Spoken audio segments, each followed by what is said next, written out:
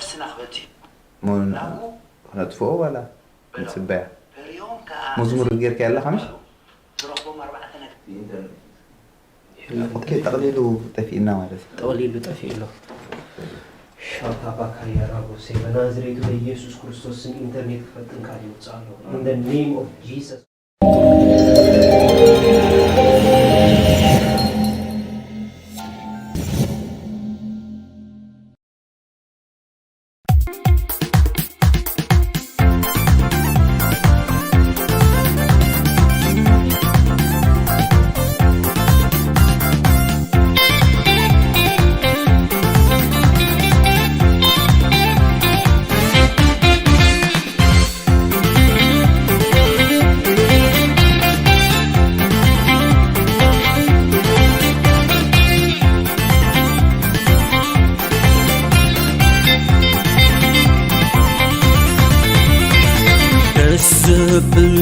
نا يسوس منفس نابلع لي تبابيلوني حاتياتي تحدي قولي هاليلويا كزمري كبر السمو دسبل نابلع لي تبابيلوني تحدي قولي هاليلويا كزمري كبر السمو هاليلويا كزمري كبر السمو هاليلويا كعلني كبر السمو هاليلويا السمو هاليلويا كزلني كبر السمو هالي السمو هاليلويا كعلني كبر السمو هاليلويا كشفشبي كبر السمو هاليلويا كزلني كبر السمو هاليلويا كزمري كبر السمو هاليلويا كعلني كبر السمو هاليلويا كشبشبي كبر السمو هاليلويا كزلني كبر السمو هاليلويا الناس عارف زلالم زنبر كم أملاخ نادو علو مدحاني زويدا درو كتو يركبي عوياتهم يسمع مساخين دقو زيتو يغبقو عبيتو يتخلوم عبقات صداتو يعبيهم باعلو سيخ مسلو هزب خابس حي هزب خابس حي وسناتون عزو يوسف حي ناي مدحان وانقيل لابانا بتحي هزب خابس هزب خابز حي هزب خابز حي وسناتون عزي وسفحي ناي مدحان وانقيل عبانا بتحي هزب خابز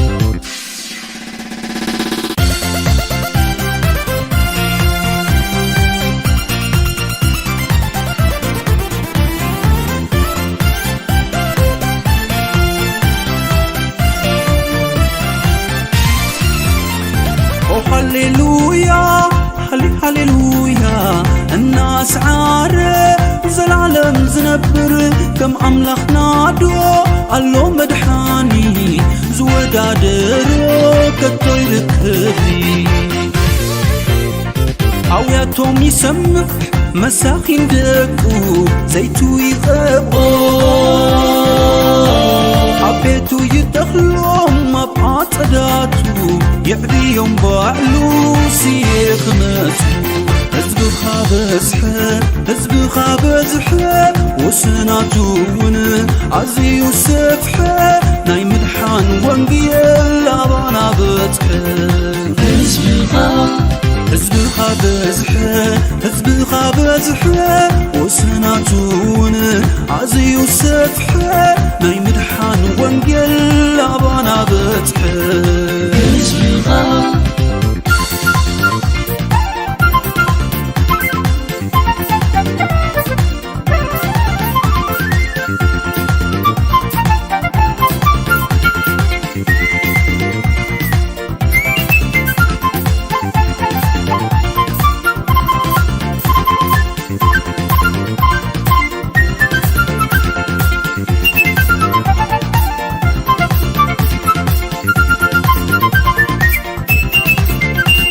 ዝመሳሰለካ የለን ዝወዳድርካ ዝመሳሰለካ የለን ዝወዳድርካ ዝመሳሰለካ የለን ዝወዳድርካ ዝመሳሰለካ የለን ዝወዳድርካ ዝመሳሰለካ የለን ዝወዳድርካ ዝመሳሰለካ የለን ዝወዳድርካ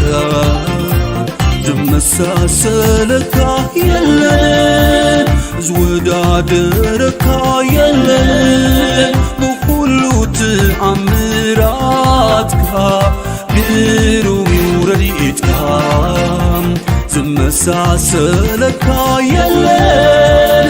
ዝወዳድርካ የለን ብኩሉ ተአምራትካ ግሩም ረድኤትካ ዝመሳሰለካ የለን ዝወዳድርካ የለን ብኩሉ ተአምራትካ ግሩም ረድኤትካ ኣዚኻ ዓቢኻ መውዳድርቲ ዘይብልካ ኢየሱስ ዙፋን መንግሥትኻ ሓቅን ቅንዕናን ዝኾነ ንስኻ ኢኻ ጐይታ ኣዚኻ ዓቢኻ መውዳድርቲ ዘይብልካ ኢየሱስ ዙፋን መንግሥትኻ ሓቅን ቅንዕናን ዝኾነ ንስኻ ኢኻ ሰላም ሰላም ቅዱሳን ብናይ ቴክኒክ ፀገም ናይ ኢንተርኔት ተቋሪፁ ፀኒሑ ኢየሱስ ክርስቶስ ግን ካብ ስራሕና ኣይነቋርጥን ኢና ምክንያቱ ኩሉ ግዜ ኣብ ዕዮ ኣምላኽ ዕንቅፋ ኣሎ ግን እቲ ዕንቅፋ ንወንጌል ክዕንቅፎ ይክእልኒ እቲ ዝግባእ መልእኽቲ ክበፅሓኩም ይሕዋተይ ስለዚ እትዮም ኣጥፊእኹምዎ ዝፀናዕኹም ነናብ ቦታኹም ተመለሱ ክንቅፅል ኢና ገና ክንጎይ ኢና ገና ንወንጌል እንታይ ክንገብር ኢና ክንሰርሕ ኢና ኣሜን ምክንያቱ ገና ጀመርቲ ኢና ዘለና ቀንዲ እቲ ናይዚ ራእይ ሓሳብ 1 ሚልዮን ነፍሳት ንክርስቶስ ዝብል እዩ ስለዚ ገና ኣለና ማለት እዩ ነዚ ነገር ስለ ዝረአየ ገና ክመፁ እዮም ኣሕዋተይ ኣብ ሓፂር ዳ እትዮም 1 ሚልዮን ከዓ ነፍሲ ወከፍ ሰብ 1 ሚልዮን ተምፅኡ ዓለም ክንወርሳ ኢና ከምቲ ኣቐድም ኣቢልና ኣብ መዝሙር ክንዝምሮ ዝፀናሕና ኩሉ መሬት ብወንጌል ክመልእ እዩ ኣሕዋተይ ክመልእ ይብለኩም ኣለኹም ሓደ ግዜ መሊኡ ክትሪእዎ ከለኹም ክትሕጎሱ ኢኹም ስለዚ ነቲ ሕጂ ዝመፅእ ሓጎስ ሕጂ ተሓጎሱ ናብቲ ኣርእስትና ክንከይድ ሓሳብ ኣምላኽ ምቕባል ዝብል ገለ ርኢና ነርና ዘይምቕባል ዘምፅኦ ጠንቅሎ ንኣምላኽ ነቲ ሓሳቡ ዘይምቕባል ዘምፅኦ ጠንቅሎ ሰብ ኣብ ጭንቀት ከሎ ኣብ መከራ ከሎ ኣብ ጉስቁልና ከሎ ነቲ ሓሳብ ኣምላኽ እንዳተፃረረ ዝኸይድ ተሎ ጉስቁልንኡ እቲ ጭንቀቱ ክእላይ ኣይክእልኒ ክፍወስ ሰላም ክረክብ ዕረፍቲ ክረክብ እንተኮይኑ ግን ዕረፍቲ ምእንቲ ክኾነሉ ናብ ሰንበት ክኣቱ ኣለዎ ተባሂሉ ትማሊ ስለዚ ሎማ ዓንቲ ማሕበር ኣምላኽ ትዕድመኩም ኣላ ናብ ዕረፍቲ ምእንቲ ክትኣትዉ ሓሳብ ኣምላኽ ንቀበል እቲ ሓሳብ ኣምላኽ ኮይኑ ናብዚ ምድሪ ዝተገለፀ ኢየሱስ ክርስቶስ ኣብ ሮሜ 5:8 ሓደ ነገር ይልና ኣሎ ንሕና ግና ንሕና ሓጥኣን ከለና ይብል ክርስቶስ ስለና ሞይቱ እዩ እሞ ኣምላኽ ፍቅሩ በዚ የርእየና ኣሎ ስለዚ ኣምላኽ ብወርዱ ገይሩ ፍቅሩ ዘርአየና ክንቅበሎ ይግባአና እዩ ኣምላኽ ብወርዱ ገይሩ እንታይ ገይሩና እዩ ፍቅሩ ኣርኢና እዩ ኣሜን ስለዚ ብወርዱ ዘርአየካ ፍቅሪ ናብቶም ሓሳብ ምቕባል ንክርስቶስ ዝገበሮ ዕዮ ምርኣይ የድልየና ክርስቶስ እዚ ሉቃስ 8:25-25 ዘንበብናዮ ናይ ክርስቶስ ውፅኢት እዩ ምክንያቱ ነዚ ዓይነት ሰብ እዩ ኣምላኽ ሰብ ገይሩ ንወዱ ልኢኹ ህድኣት ክበና ንፍጥረት ክእዘዙና ዝገበረ እቲ ካልኣይ ከዓ እምነት ክህልወና ኣብ ኣምላኽ እኮ እምነት ምእንቲ ክህልወና ክርስቶስ ተገሊዙ እዩ እቲ ራብዓይን ናይ መጨረሻን ከዓ ዘደንቕ ህይወት ክህልወና ገይሩ ምክንያቱ ደቂ መዛሙርቲ ተራእዩ ተደነቑ እዮም ዝብሉ በቲ ዕዮቲ እግዚኣብሔር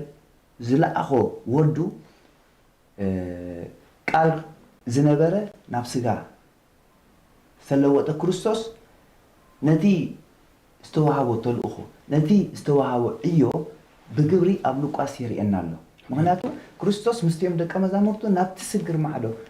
ንኺድ ኢልዎም እዩ ዝብል ዘሎ ንኺድ ስለዚ ክርስቶስ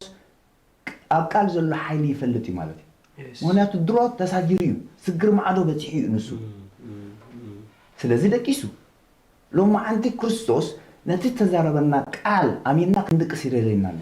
ክንዕርፍ ይደለየና ኣሎ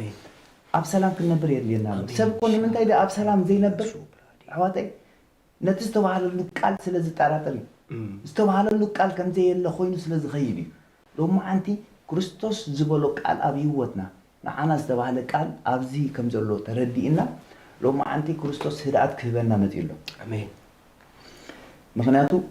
ኣብቲ ባሕሪ ዘጋጠመ ደቀ መዛሙርቱ ከናውፆም ከሎ ንክርስቶስ ሓደ ነገር የሚሎሞ መምህር ምስ በልዎ ሎማ ዓንቲ ኣሕዋተይ ኣብ ህይወትኩም ንኢየሱስ ፀውዕዎ ኢየሱስ ዝብል ቃል ድሕር ካብ ኣፍኩም ወፅዩ ኢየሱስ መጀመርያ ነቲ ዘጨነቀኩም ዘሎ ህድኣት ክህበኩም ኣሜን እቲ ካልኣይ ምእዛዝ ዝኣበየኩም ነገር ንክእዘዘኩም ክገብር እዩ ኣሜን ኣቱም ጎደሎ እምነት ኢልዎም ምክንያቱ ኢየሱስ ክርስቶስ ዝበሎ ቃል ረሲዖሞ ሎማ ዓንቲ ክርስቶስ ዝበሎ ቃል ዘኪርኩም እምነትኩም ኣደልድልዎ ኣሜን ኣብ ህይወትና ዝበለና ቃል ክርስቶስ ኣሎ ኣሜን በቲ ሓደ ወዱ ዝኣመነ ዘበለ ንዘለዓለም ክነብር ምን ንኸይጠፍእ ኣምላኽ ወዱ በጃ ክሳብ ክንዲ ዝለዓለም ኣፍቀራ ክርስቶስ በጃ ዝኾነ ንሕና ምእንቲ ከይንጠፍ እዩ ሓደ ነገር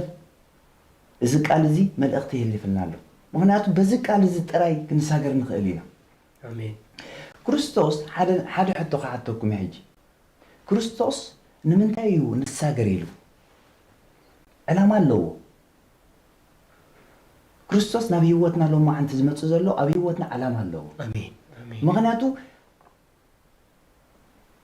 ልብሲ ክዳን ዘይክደን ፍቆዶ በረኻ ፍቆዶ መቃብር ዝኸይድ ሰብ ነይሩ ስግሪ ማዕዶ ልብሲ ኮይነበሮን እዩ ዝብል ኣብ 27 ዘላ ነንብባ እሳ ተኣምር ቃላ ምክንያቱ ካልእ ነገር ኣይንውሰድ እቲ ሰብ ጥራዩ ነበረ እዩ ዝብል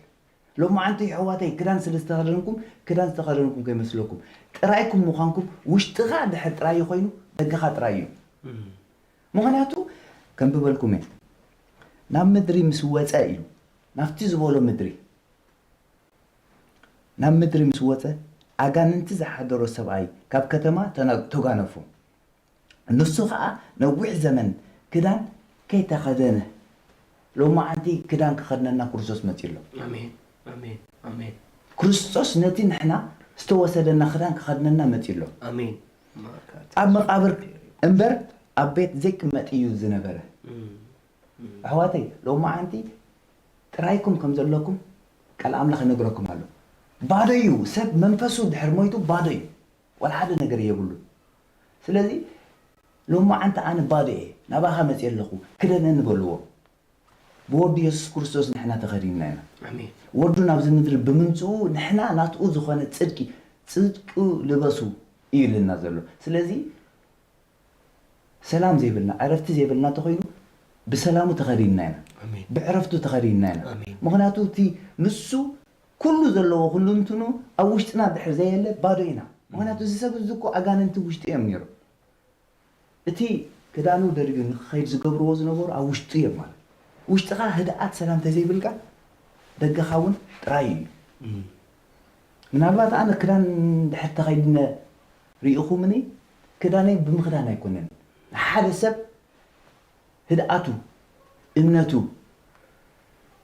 ፍጥረት ኩሎም ዝእዘዝሉ ተኸይዱ እሱ እዩ ክዳኑ ንሓደ ሰብ ህዱእ ድሕር ኮይኑ ናብኡ ሰብ ክውዕዝ ትሪኦ ማለት እዩ ምክንያቱ ህዱእ እዩ እሞ ኣብኡ መፂኻ ምኽሪ ትረክብ ኣብኡ መፂኻ ብዙሕ ነገር ኢኻ ትረክብ ስለዚ እዩ ኣሕዋተይ ሎማ ዓንቲ ክኸድነና ክርስቶስ መፂኡ ኣሎ ኣሜን ምክንያቱ ኣብ 27 ከምዚ ካበለና ኣብ 35 ጥራይ ኣንቢበ ኣብ መደምደምታ ገፀይ ክኸይደ 35 እቶም ህዝቢ ከዓ እቲ ዝኾነ ክሪኡ ወፁ ናብ ኢየሱስ መፁ ناب يسوس متو يمزبلو زلو لو ما أنت ناب كريستوس كتموتو يعدمكم الله آمين لو من ناب كريستوس كتموتو يعدمكم الله آمين إتي أجاننتي زوات أولو سبعي كدانو تغدينو يمزبلو زلو كدانو تغدينو إتي سبعي كدان تغدينو كوغوين مزو النيرو نسوم متى مسرعي تراي كدانو تغدينو يمو إذا سبعي كدان ناي مخدان زي مخدان شجوري كون النيرو أوشتي يشجرو نيرو يسوس كريستوس تساجيرو زمته نتسبعي كدان كخدنا يكونن شجورو فتح لي كدان خاطر خدينو مالتي لو ما عندي زخانة مكنوان أبيكم نكريستوس لبوغ ما بو نجركم وشتكم مستقيرة دقاو نجر بعلو كستخاخلي نعاكم كريو خا أيمتني نكريستوس كريو يمزمزو معناته حد تعمر تعرف تجيرو نكريستوس كريو مزو يزبل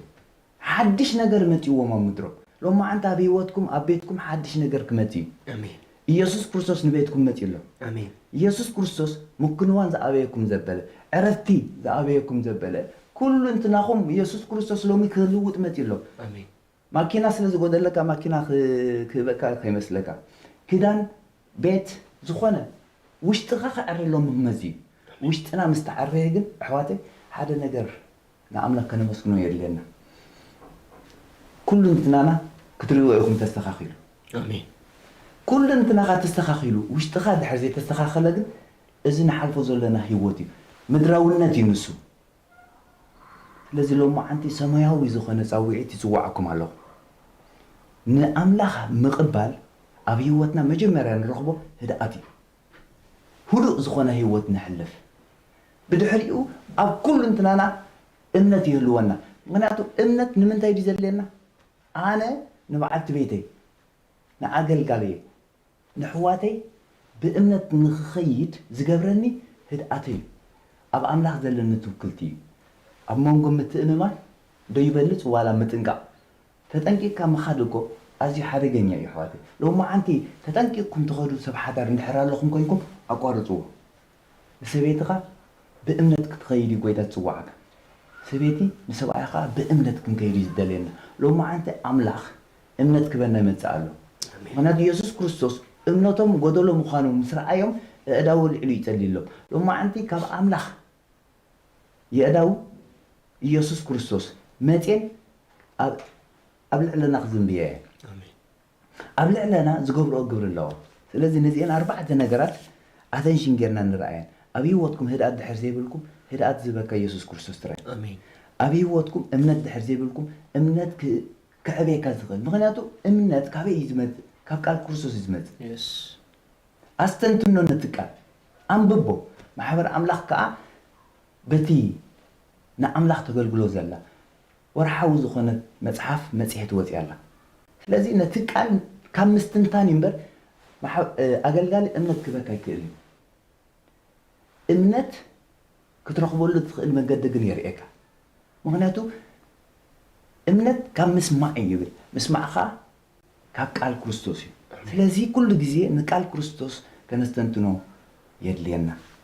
آمين إتي أساسي تخام كل فترة كإزازنا يجمر كل فترة إزازك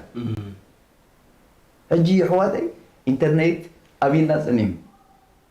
حونا أقل قالي صلاح الدين حاوي كتسلت سنيم مغنياتو نناتنا زخوانا نقرأ يكوننا نسرح زلنا وانا لوو مالك لذي نستو كل بتحتي قدر تريما آمين لذي فترة كإزازو خايم جمهور آمين آمين كبرنا أملاق يكون رابعتي نعمج رشان زلنق هواتي هلوك مغنياتو أمج رشان لك مزامرتون يسوس ريامسي إزسي كامنتا يوم دعا نفاسن بحرن فترتن ززو زلو إلهم تدنقوا يمزبل سلازي زدنق هوات كتحلف تدليقا نعها ولا زي دنق كاخون خلي نورمالي سمات كل يوخا خلوكن زدنق هوات يخات نبر كان لسه كنا برد ذيك هوات يخات نبر الذي زين 4 نجار نيوتنا مندقين نفسه كفن أبي هوتنا كهلوانا زقبأني الذي زخوانا زي ما تكاشعو نخط قبالة قليلي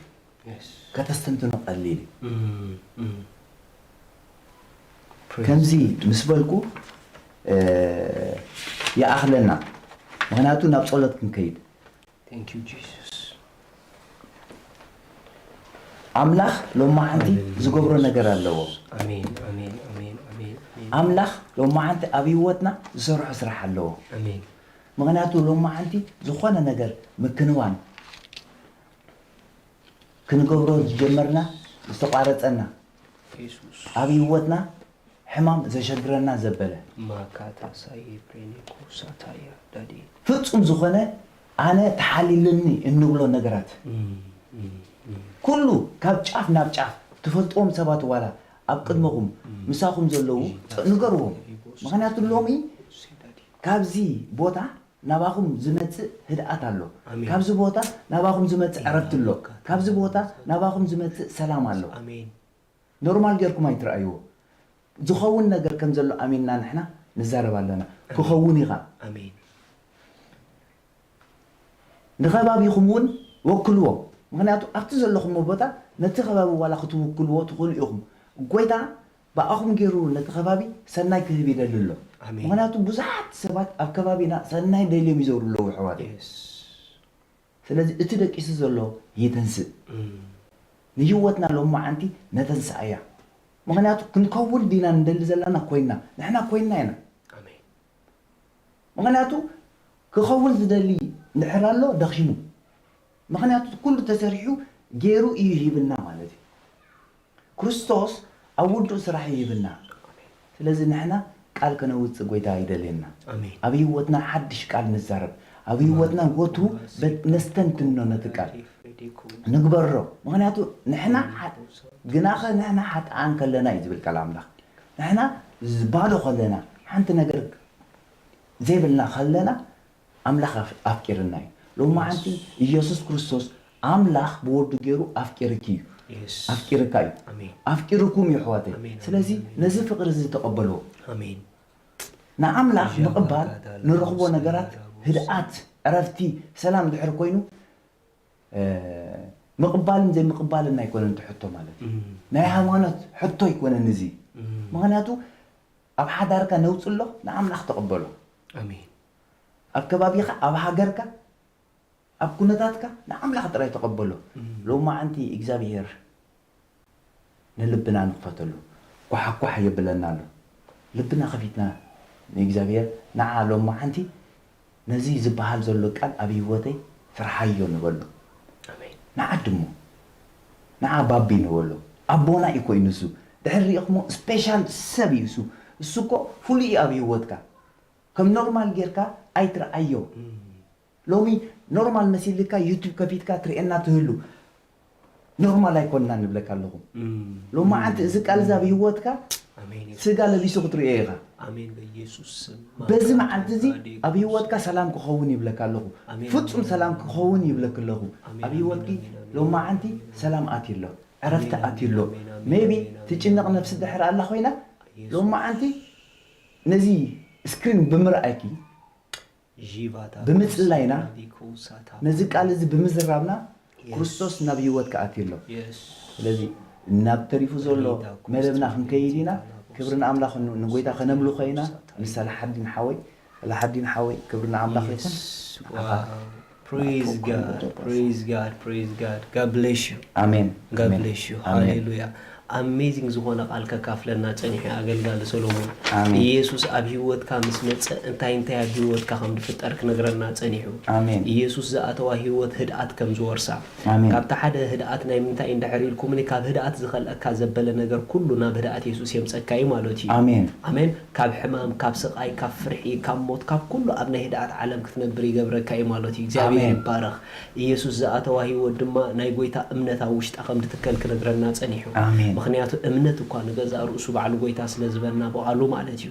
ኢየሱስ ዘኣተዋ ህይወት ድማ ፍጥረት ኩሉ ከም ድግዛእ ክነግረና ጸኒሑ አሜን ኢየሱስ ዘኣተዋ ህይወት ድበለጸን ዘደንቕን ህይወት ከም ትረክብ ክነግረና ጸኒሑ what amazing hallelujah my God bless you hallelujah ሎሚ ነዛ ኣገልጋሊ ሰሎሞን ሓውና ክብለኩም ድጸንሐ ህይወት ብሓቂ ኣብ ላይፍኩም ትደልይዎ ሰባት ሃሌሉያ ክብርና ኣምላኽ ይኹን ኣብ መጨረሻው ክንጸልይና እንደገና ድራር ጎይታ ናይ ጎይታ ደምን ስጋን ወሰድና ጸሎት ዘድልየኩም ሰባት ይርእለኹ ሰናይት ዮሐንስ ትባል ሓፍትና ጸሊለይ ትብልለኺ ይርኤክለኹ we will pray for you ሰናይት ክንጽልየልኪ ኢና ብስተኻለ መጠን ክሳዕ ፕሮግራም ንውድ ተጸበይ ምሳና ጽንሐይኺ ክንጽልየልኪ ኢና ነገር ግን ኣብዘለኺዮ ስፍራ ሻሎም አውጅናል ክለና አሜን በናዝሬቱ በኢየሱስ ክርስቶስ ስም ኮምፕሊት ዝኾነ ሰላም አምላክ ኣብ ህይወትካ አውጅናለና አሜን ኮምፕሊት ዝኾነ ሰላም አምላክ ኣብ ህይወትካ አውጅናለና አሜን በዛ ሰዓት እዚኣ ኢየሱስ ተፈጸመ ከም ዝበለ in Jesus mighty name ናት ከዘበለ ጉዳይ ተፈጸመ አሜን ናይ ሰናይት ሓፍትና ጉዳይ ተፈጸመ አሜን ናይ ሰናይት ሓፍትና ጉዳይ ተፈጸመ አሜን ናይ ሰናይት ሓፍትና ጉዳይ ተፈጸመ አሜን ሰናይት ጉዳይ በኢየሱስ ስም ተፈጸመ አሜን ሎሚ ካውሽጥኺ ክሳዕ ደጌኽ በኢየሱስ ክርስቶስ ስም ሰላም አምላክ ወረሰኪ አሜን ጥዕናኽ ተፈጸመ ሰላም ከተፈጸመ ዕረፍትኽ ተፈጸመ በናዝሬቱ በኢየሱስ ስም ተፈጸመ አሜን ላዲ እንሆ ኢድ ጎይታ በጽሓትኪ አሞናት ከዘበለ ጉዳይ በኢየሱስ ስም ተፈጸመ አሜን ኣብትዘ ለኽ ዮስፍራ ሙሉእ ጥዕና ናይ ጎይታ መጸኪ አሜን ማታ ኮዛ ፍራኔ ኮዛ ላራዲያ ኢየሱስ ክርስቶስ ንዘል ዓለም ጎይታ ሃሌሉያ ጂካንትሮሴ ፕራኔ ካዛላ ቦራዲያ ፍሬዴ ኮዛ ሊሜ ኮንትሮቪ አኖዛ ፕሬጂቫዳይ ማዴ ኮዛ ሳቴ ፕራኔ ኮዛ ጂሌቬ ክሮኒ ማጋዳያ ቴንክ ዩ ጂሰስ አሜን ዳዲ ሃሌሉያ ሪካታዚ ሌቫታይ ራካታይ ኢየሱስ ዘአተዋ ህይወት መላእክትያ ኢየሱስ ዘአተዋ ህይወት ገዛኢትያ ኢየሱስ ዘአተዋ ህይወት ገዛኢትያ ኢየሱስ ዘለዎ ህይወት ኩሉ ገዛኢዩ ኢየሱስ ዝበጽሖ ህይወት ገዛኢዩ ኣብ ልዕሊ ኩሉ ገዛኢዩ በናዝሬቱ በኢየሱስ ስም ክሳዕሎም ዘይትደልይዎ ነገር ክገዝኦኩም ዝጸንሐ ካብ ሕማም ጀሚርኩም ሎሚ በናዝሬቱ በኢየሱስ ስም ገዛእቱ አሜን በኢየሱስ ስም ገዛእቱ ሆንኩ በኢየሱስ ስም ገዛእቱ ሆንኩ በኢየሱስ ስም ገዛእቱ ሆንኩ in the name of Jesus hallelujah አሜን በናዝሬቱ በኢየሱስ ስም ከሳዕሎም ዝወጠጠኩም ከሳዕሎም ዝመለኸኩም ከሳዕሎም ዘሸገረኩም ሎም ግን በናዝሬቱ በኢየሱስ ስም መለኽቱ ሆንኩ አሜን በኢየሱስ ስም ገዛእቱ ሆንኩ ኣብዘለኹም ስፍራ አነ ብሽም ኢየሱስ ገዛዬ ይበሉ ሃሌሉያ አሜን አነ ገዛዬ أنا بشم يسوس جزائي يبولو أنا جزائي أبلع له كله جزائي يبولو أبلع له كله جزائي بتسجع أملاخ جزائي يبولو بتسجع أملاخ جزائي بتسجع أملاخ ملاخي يبولو بتسجع أملاخ ملاخي يجزء برا يجزأني يبولو يجزء برا يجزأني يسوس أباي الله بولو يسوس أباي الله كريستوس أباي الله بولو كريستوس أباي الله بكريستوس بولو بكريستوس أبهيوت بولو أبهيوت بزح يجزئ بزح يجزئ بزح يجزئ بزح يجزئ الزمع علت بولو الزمع علت زجز ألا معلتي الله معلتي الزمعلتي زسلطنا الله معلتي بشم يسوس كله أبهيوت زغبره بشم يسوس كغبره بشم يسوس تفقد الليو بسم يسوس يجزع الله أبتعنا جزع الله أبلصقنا جزع الله أبسلام جزع الله أبعرفت جزع الله أمكنوان جزع الله بسلطان سمو سلطان الله in Jesus name hallelujah amen hallelujah حنت مزمور زميرنا نقويتا خنم لخوينا دحريق قصيلنا قال كنكافلينا سيكاتو برانيكوزا thank you جي بارابوسا سنايت فوس أملاخ بتيحكي دس سيبنك بقويتا بقى سنايتنا إجزابير فوس مساخيو إجزابير نات كنجر تفتسميلو ويو إجزابير نات كنجر تفتسميلو ويو دس سيبنك هاليلويا مسانا خونكم لخنو قويتا هاليلويا هاليلويا جيلا ساتامان دي برانيكو ساتي برادي كازايا ريفا كاتايا رابوسي كلهم تدالولو هاليلويا ريفيكتي جيلا باساتا ريكا مازاتي برانيكو زا thank you Jesus إيجا برانيكو زارا ديا ريبوس هكاتا ماي برانيكو زا ليبي جينا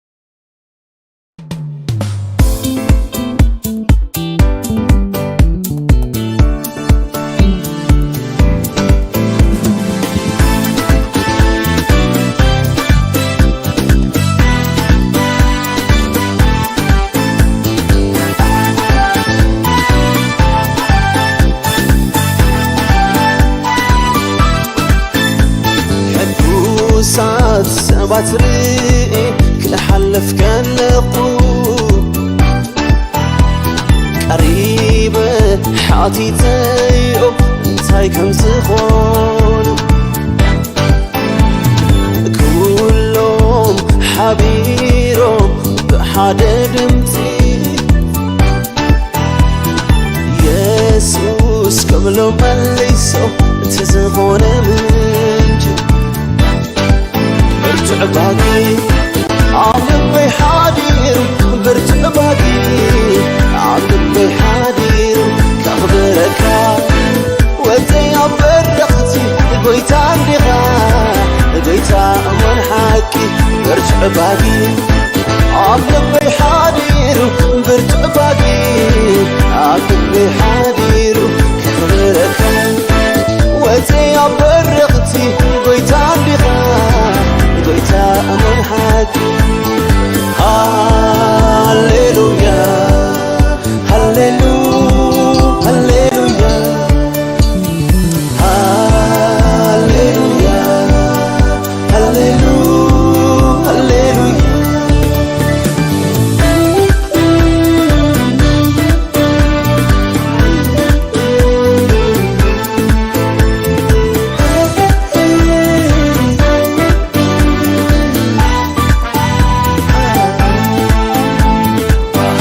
مسافة نزل عالم مريض سيو كابن عالم مسافة نزل عالم مريض سيو كابن عالم زي طاقة من غيري دخون فكرة سبقركايو نتلعتيها سحف يسوس سيقا زيد لب حبسيلة بيسوس حبسيلة حبسيلة بيسوس حبسيلة زمريلة نفسي زمريلة زمريلة نفسي زمريلة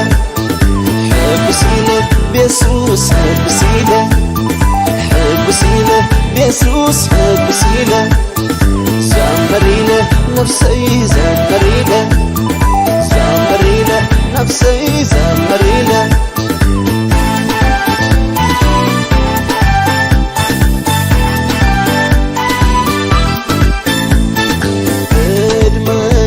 باهيلوني زمانك حلفا يسوس مسرخ بكاني ناي هيوت حالفا أما كل سلام سفرة برهان تخيلك الله زي تملو زي تفق كبري ناي نفسي كمبلا برتع باقي عقبي حادير برتع باقي عقبي حادير كخبرك وزي عبرقتي قويت عندي قويت أمن حاكي برتع باقي عقبي حادير برتع باقي عقبي حادير كخبرك وزي عبرقتي قويت عندي قويت أمن حاكي هاليلويا هاليلويا هاليلويا هاليلويا هاليلويا هاليلويا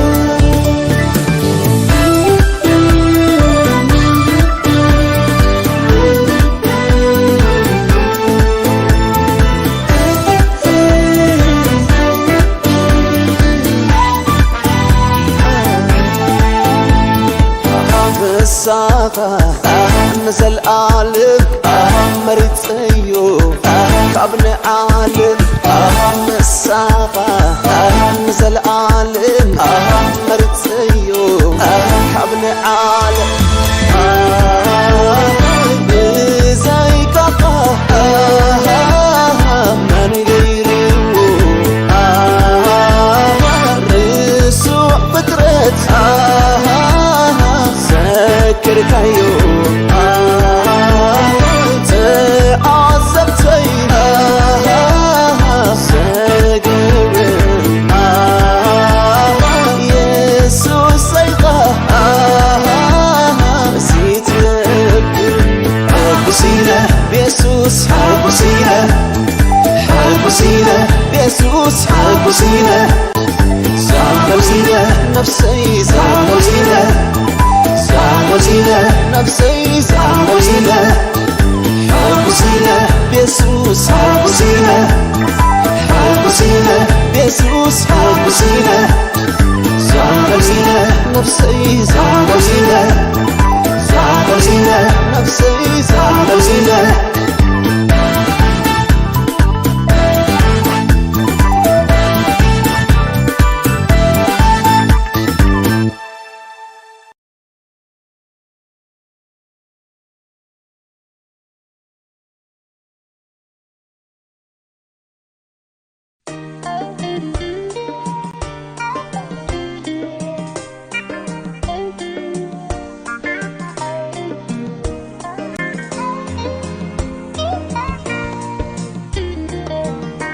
أسرار حغافلوي فلوي أسرار حغافلوي أسرار حغافلوي فلوي أسرار حغافلوي أسرار حغافلوي فلوي أسرار حغافلوي أسرار حغافلوي فلوي أسرار حغافلوي كما خزبني كما خزبني كما خزبني كما خزبني يلن يلن يلن يلن يلن يلن يلن يلن يلن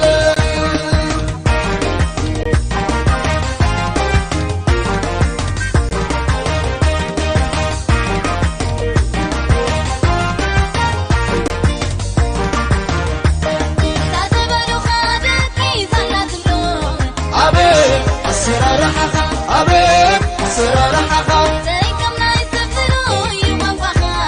أبيب أسرار حقا أبيب أسرار حقا يسمى وداتانك كامت مرتا أبيب أسرار حقا أبيب أسرار حقا أبيب أسرار حقا أبيب أسرار حقا أسرار حقا فلوي فلوي أسرار حقا فلوي أسرار حقا فلوي فلوي أسرار حقا فلوي أسرار حقا فلوي فلوي أسرار حقا فلوي أسرار حقا فلوي فلوي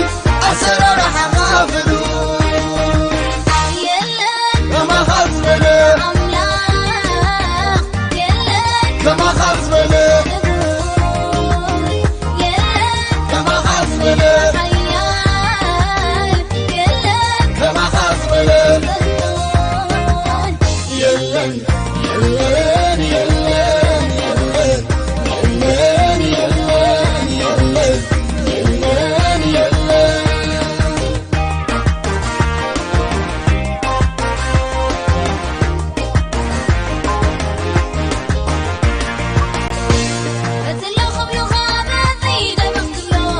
أبيب أسرار حقا أبيب أسرار حقا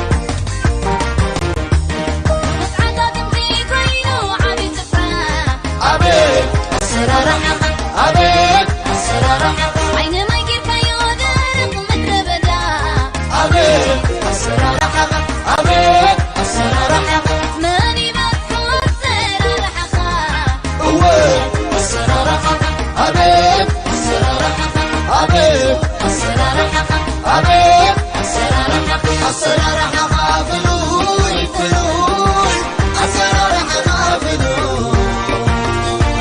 السرارحة فلوي فلوي السرارحة فلوي السرارحة فلوي فلوي السرارحة فلوي السرارحة فلوي فلوي السرارحة فلوي يلا كما حصلنا أملاح يلا كما حصلنا يلا كما حصلنا حياي يلا كما حصلنا يلن يلن يلن يلن يلن يلن يلن يلن يلن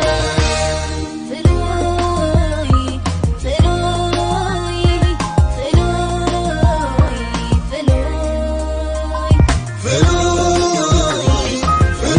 فلوي فلوي فلوي فلوي السرار حقا فلوي فلوي السرار حقا فلوي فلوي السرار حقا فلوي فلوي السرار حقا فلوي فلوي السرار حقا فلوي فلوي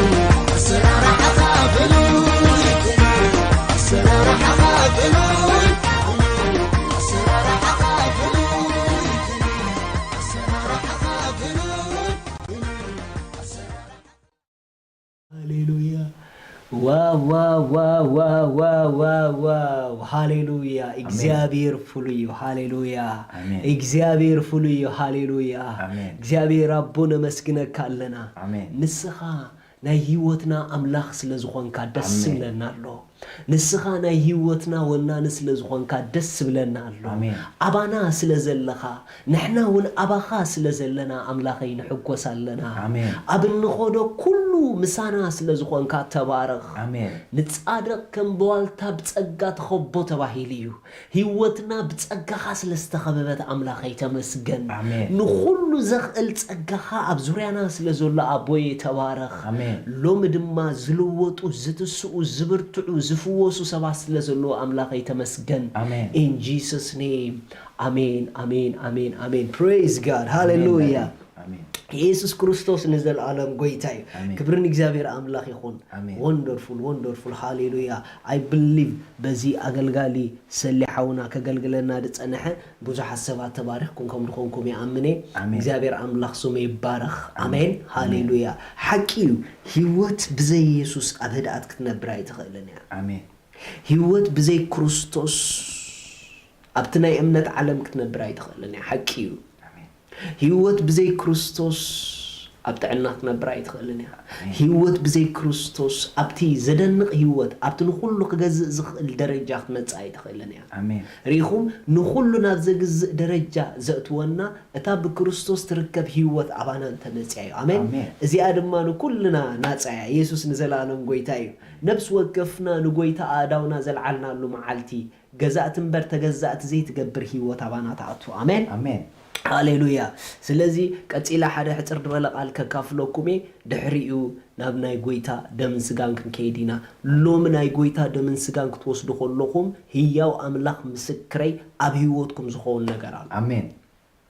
ደሙኡን ስጉኡን ሓይል ኣለዎ አሜን። ደሙን ስጉኡን በረኸት ኣለዎ አሜን። ኣብ ደሙን ስጉኡን ዘሎ ህይወት ብሓይሊ ብህይወትኩም ሎሚ ሻይን ክገብር እዩ አሜን። ስለዚ ኣብ ዘለኹምዎ ስፍራ ተዳለዉ አሜን። ሎሚ ከም ዝነበርኩሞ ይትኾኑን ኢኹም አሜን። praise God ሃሌሉያ እስከ ስለ ጎይታ ገለ ዝተወሰነ ቃል ከካፍለኩም ሎሚ ሰለስተ ርእስቲ ኣብ ሓንቲ ክላስ ጠርኒፈ ሕፅር ድበለት ቃል ከካፍለኩም ናይ ሎሚ ኣርእስትና ከምዚ ዝብል ቃል ከካፍለኩም ኢየሱስ ክርስቶስ መን እዩ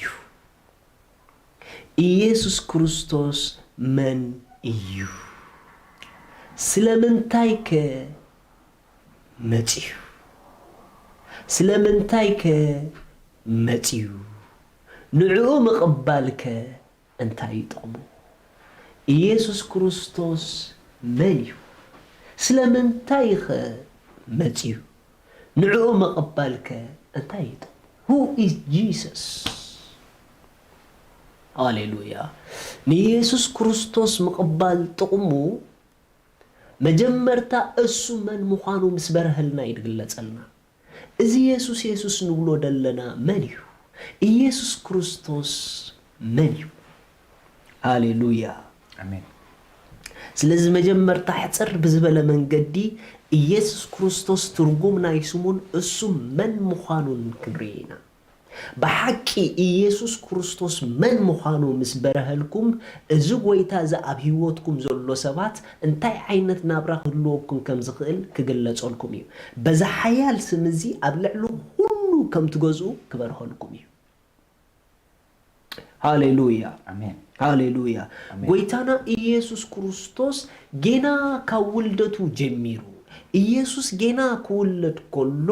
ተአምራታዊ ዝኾነ ኣዋላልዳ ተወሊዱ ቅድሚኡ ከምኡ ዝተወለዱ የለውን ድሕሪኡ ከምኡ ዝውለዱ የለውን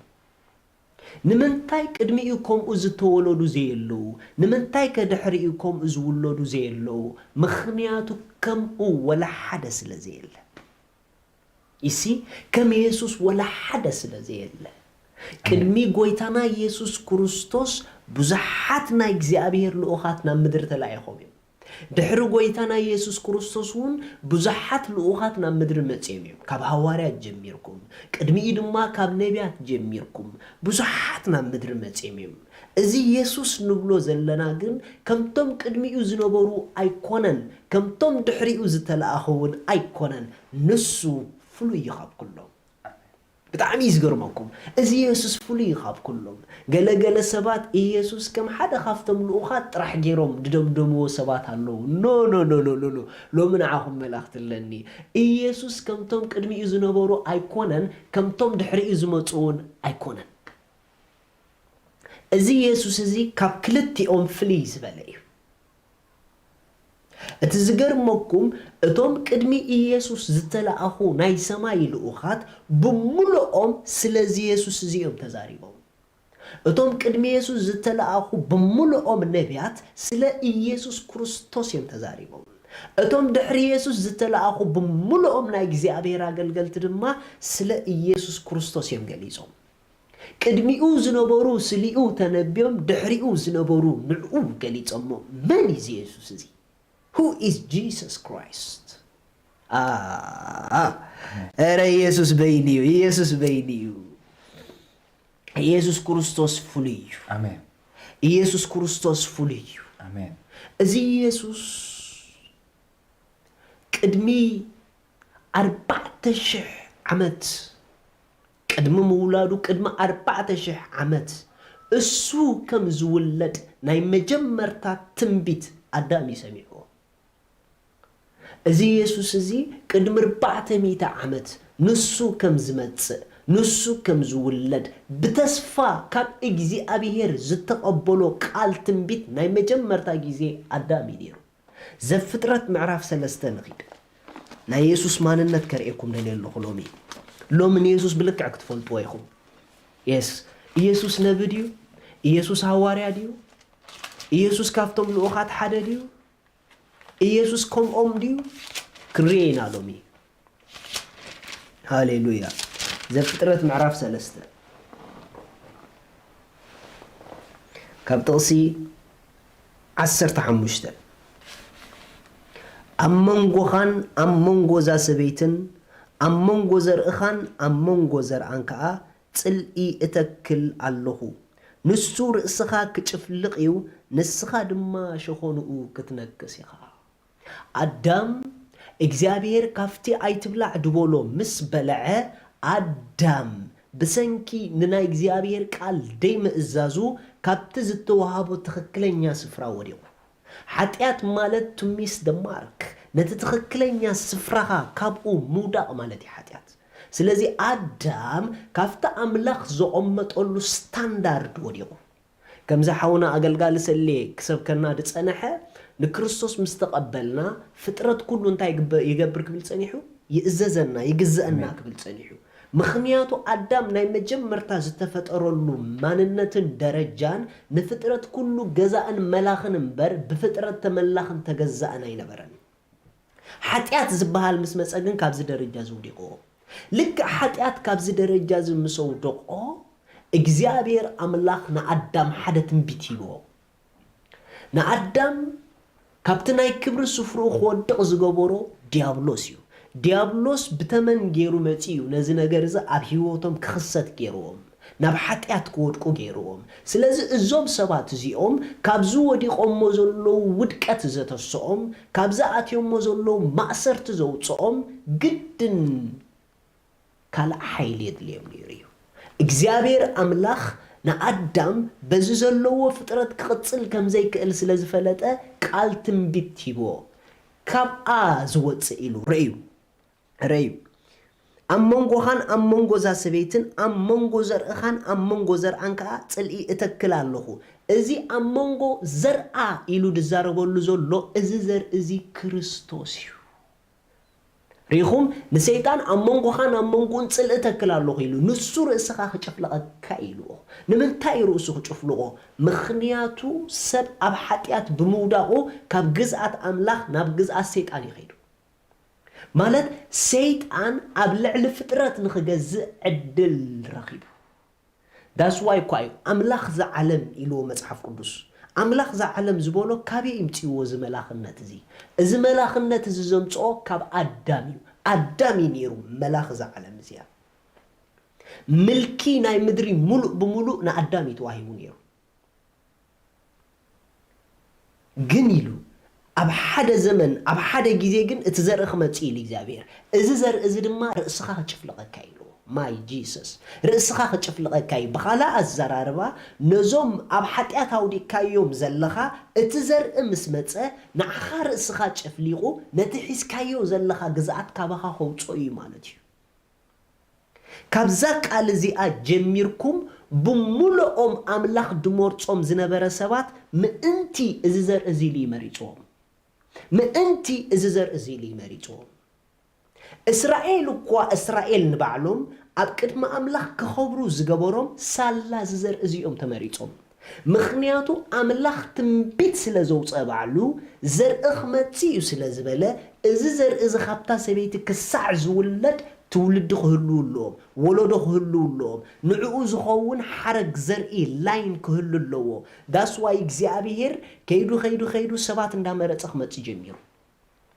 ንኖህ ክመርፆ ጀሚሩ ንምንታይ ንኖህ መሪፅዎ ምእንቲ ዝዘርኢ ክብል ይመሪፅዎ መን ዝዘርእየ ከርእየኩም ደሌ ቀፂሉ ከይዱ ናብ አብርሃም በፂሑ ናብ አብርሃም ምስ በፅሐ ከዓ ነብርሃም ምእንቲ ዝዘርኢ ክብል ነብርሃም መሪፅዎ ብኻልእ ኣዘራርባ ኣብ ብሉይ ኪዳን ኮነ ኣብ ሓድሽ ኪዳን ሰብ ኣብ ቅድሚ ኣምላኽ ሞጎስ ዝረክብ ዝነበረ ብሰንኪ ዝዘርኢ እዚ እዩ ብሰንኪ ዝዘርኢ እዩ እዚ ዘርኢ እዚ መን ምዃኑ ከርእየኩም እየ ዘፍጥረት ምዕራፍ 22 ንኸይድ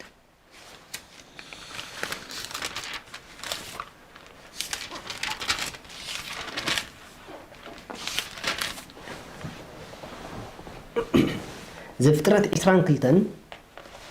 ጥቕሲ 18 ቃለይ ስለ ዝሰማዕካ ድማ ህዝብታት ኩላ ምድሪ ብዘርእኻ ክባረኹ እዮም በሎ አብርሃም ከዓ ናብ ግዝኣቱ ተመልሰ ተላዒሉ ከዓ ብሓንሳብ ናብ ብኤር ሸባዕ ከዱ አብርሃም ድማ ኣብ ብኤር ሸባዕ ተቐመጠ እግዚአብሔር ኣምላኽ አብርሃም ማለት ቅድሚ ጎይታና ኢየሱስ ክርስቶስ ምውላዱ ቅድሚ 2000 ዓመት ከባቢ ዝነበረ ኢማጂን ግብሮ ቅድሚ 2000 ዓመት ዝነበረ እግዚአብሔር ቃል ሂቦ አብርሃም ኢሉሃ ስለዚ ተኣዘዝካኒ ኢሉ ብዘርእኻ ንፍጥረት ኩሉ ምድሪ ዘሎስ ክባርኹ ኢሉ ንፍጥረት ኩሉ ክባርኽ ዝኽእል ዓቕሚ ዘለዎ ዘርኢ ምዃኑ ይነግረና ኣሎ ሓደ ዘርእስ ንፍጥረት ኩሉስ ክባርኽ ከም ዝኽእል ይነግረና ኣሎ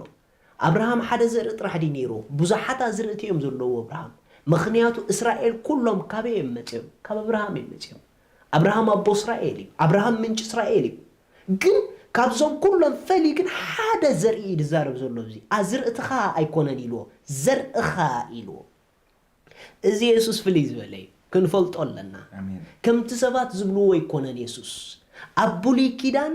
እቲ ብሉይ ኪዳን ናይ ሓድሽ ኪዳን ጽላሎት ስለ ዝነበረ ገለገለ ነገራት ብመልክዕ ጽላሎት ሽፉናት እዮም ነይሮም ኣብቲ ብሉይ ኪዳን ኣብቲ ሓድሽ ኪዳን ግን ነቲ ጽላሎት ኣብራህርይዎ እዩ መጽሓፍ ቅዱስ እዚ ዘርኢ እዚ መን እዩ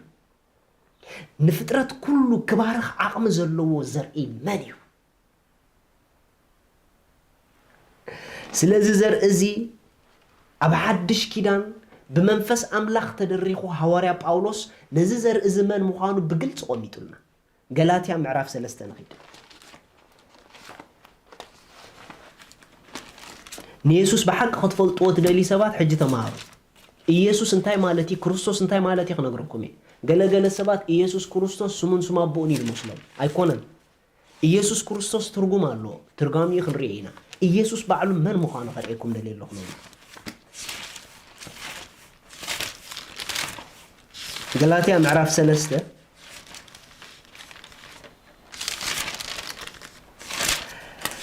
هذا القال سليم ببليك هبتقص 15 جميركا كساب إسران كنتن سلسته هبتن كاب 15 كساب إسران كنتن ماشي كاب 10 سلسته كاب 10 كنتن حقي كاب أمنت أيكونن جناخه زجبرو بيوت كنبريو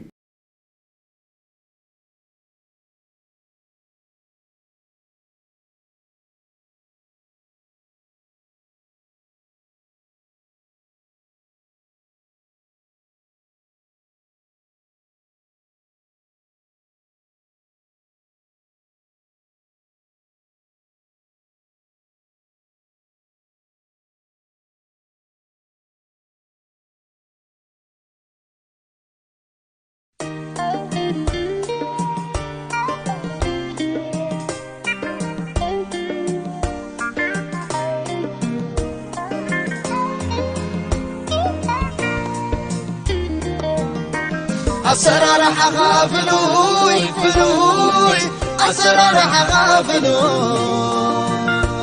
أسرار حغافلوي فلوي أسرار حغافلوي أسرار حغافلوي فلوي أسرار حغافلوي أسرار حغافلوي فلوي أسرار حغافلوي كما خزبني أملاك يلك كما خزبني يلك كما خزبني حيال يلك كما خزبني يلن يلن يلن يلن يلن يلن يلن يا ريتا حجون بناي تكنيكي مكنياتينا قاريصنا صنيحنا تردو لنا يوم إلى أمني يسوع نزل عالم قويتاي بستفعل لي مجد دكاتو خانا بقى تخلف دلو كله خانا حلف وينا الصون كعقل جيركم مكتتال تحبابورنا إيشي كتلا لي عم ببلي كاب إيشي معرف سلسة غلاتيا كاب 10 تخلته حقي كاب أمنت أيكونن جناخه زجبرو بيوت كنبري نحنا نتصفى منفس بأمنت كنقبله اتي بركة ابراهام ون بيسوس كريستوس نزاب من انت كخون سي طوبل ريخم اتي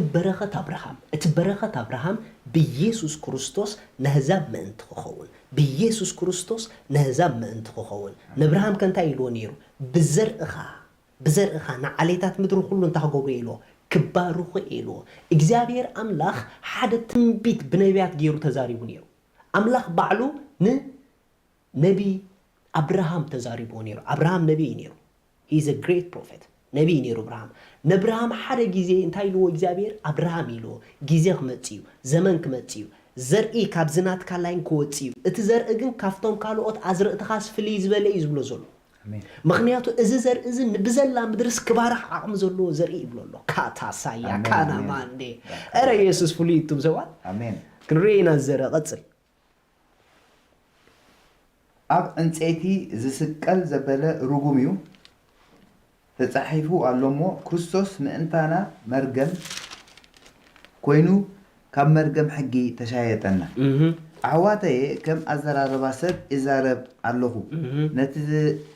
ዝጸንዐ ኪዳን ሰብ እኳ ዘፍርሶ ወይስ ዝውስኸሉ የልቦን እቲ ንኣብርሃምን ንዘርኡን እተነገረ ተስፋ ድማ ንሓደ ከም ዝበሃል ንዘርእኻ ንሱ ከዓ ክርስቶስ ይምበር ንብዙሓት ከም ዝበሃል ነዝርእቲ ኣይብልን እዩ ጠጦበል ሪኹም ሐዋርያ ጳውሎስ ሓደ ነገር ይረድኦም ኣሎ እዚ ዘርኢ መን ምዃኑ ኸርእዮም ስለ ዝደለየ ኣምላኽ ንኣብርሃም ክዛረቦ ከሎስ ንዘርእኻ ኢልዎ ንዘርእኻ ማለት ከዓ ንሓደ ኢደ መልክት ኢልዎ ኣብርሃም ግን ብዙሓት ኣዝርእቲ እዮም ዘለዎ ነዝርእትኻ ግን ኣይበሎን ኢልዎ እዚ ዘርኢ እዚ ድማ ክርስቶስ እዩ ኢልዎ ኣያያያ ለካ ኣብርሃም ብፅቡቅ ግብሪ ኮነና ቅድሚ ኣምላኽ ፌቨር ረኺቡ ሳላ ክርስቶስ ቅድሚ ኣምላኽ ፌቨር ረኺቡ ኣሜን ለካ እስራኤል ካብ ካልእ ሃገር ፍሊት ስለ ዝኾነት ኣይኮነትና ቅድሚ ኣምላኽ ፌቨር ረኺባ ሳላ እዚ ዘርኢ እዚኣ ተመሪፃ እዚ ዘርኢ እዚ ጥራሕ እዩ ኣብ ቅድሚ ኣምላኽ ክትረአ ዝገብረካ እዚ ዘርኢ እዚ ጥራሕ እዩ ኣብ ቅድሚ ኣምላኽ ክትፍቀር ዝገብረካ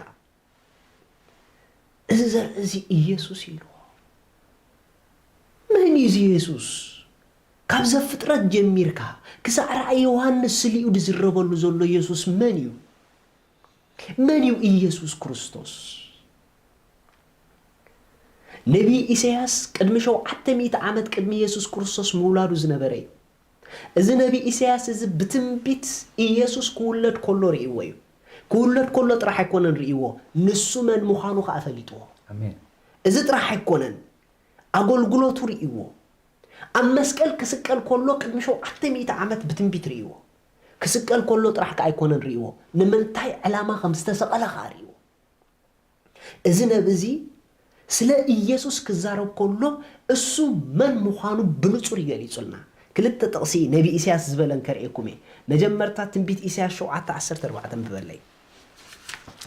ሎም እንተ ደኣ ተኸታቲልኩም ንሰሚዕኩም ሕፅር ብዝበለ መንገዲ እዚ ተምልኽዎ ዘለኹም ኢየሱስ መን ምዃኑ ክትፈልጥዎ ኢኹም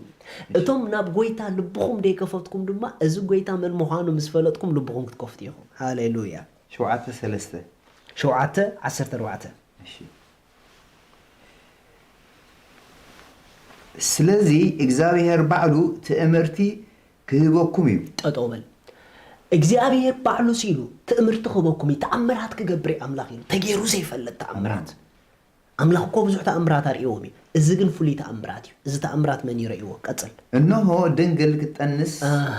ወዲ ከዓ ክትወልድ እያ ጠጦበል ሕጂ ካብቲ ናይ ተኣምራት ሓደ ፓርት ነጊርዎ ድንግል ስኽጠንስ እያ ኢሉ ኣብ ዘመናት ድንግል ክትጠንስ ኣይተረኣየን ሕጂ ግን ኢሉ ኣብ ሓደ ዘመን ኣብ ሓደ ወቅት ግን ድንግል ክትጠንስ እያ ኢሉ እቲ ዝገርመኩም ድንግል ምጥናሳ ጥራሕ ኣይኮነን ተኣምራት በታ ድንግል ዝውለድ መን ምዃኑ ምስ ፈለጥኩሞ ናይ ተኣምራት ምዃኑ ክትፈልጡ ኢኹም ሕጂ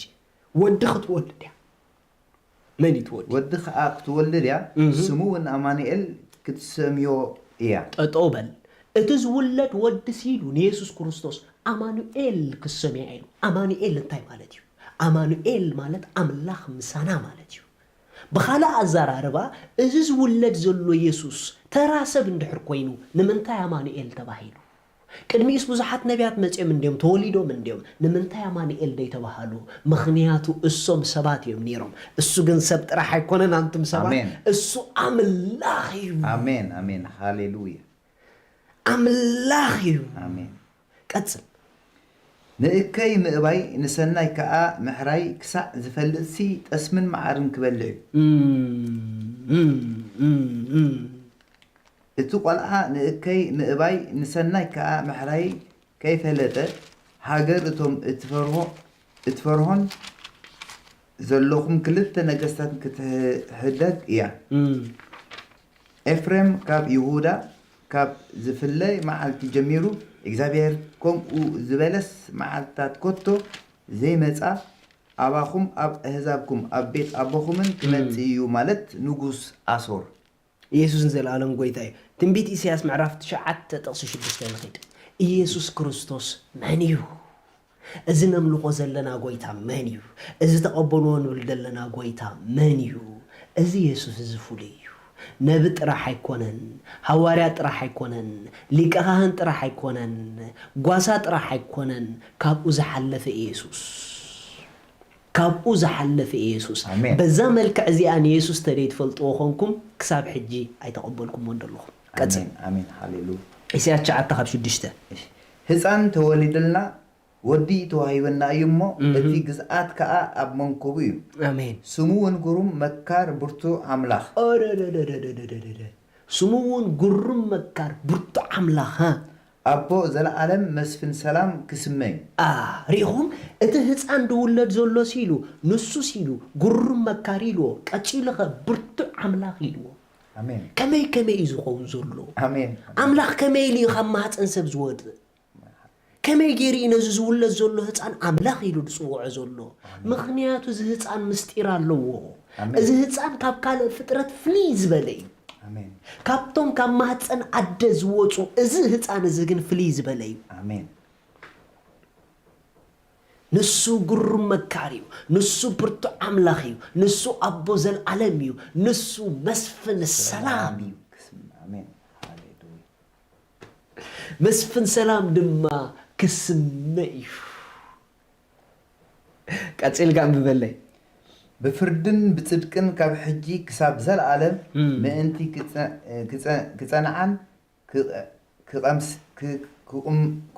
كقماسي أبزفان داويت أب منغستو عبيت جزاءاتون سلامون مودعتا يقولون كنعتي إجزابير قويتا سراويت نزي كجبريو كنعتي إجزابير قويتا سراويت نزي كجبريو